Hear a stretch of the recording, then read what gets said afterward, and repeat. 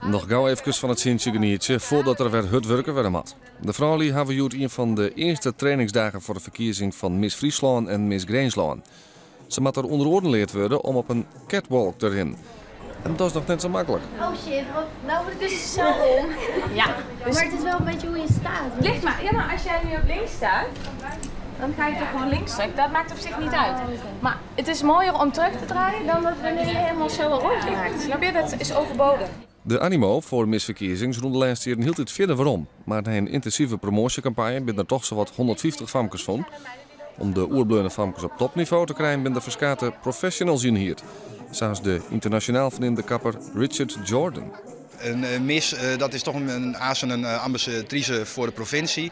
En dat was gewoon bouwen met de juiste partijen.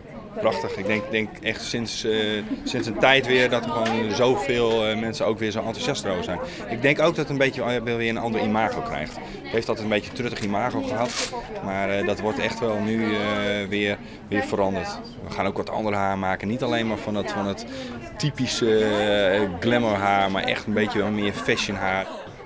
Je krijgt aardig wat aandacht van alle professionals. Ja. Hoe viel dat?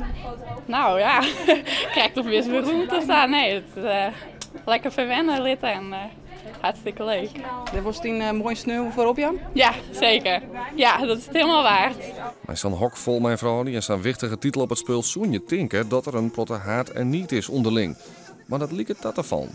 Nou, er is geen haat en nijd. Iedereen is gewoon sociaal met elkaar en gewoon aardig. En het is gewoon een hele goede sfeer. En wie wordt Miss Friesland? Ja, ik natuurlijk. Ja, wij samen. Op zo'n maar even duidelijk waar de nieuwe Miss Friesland wordt.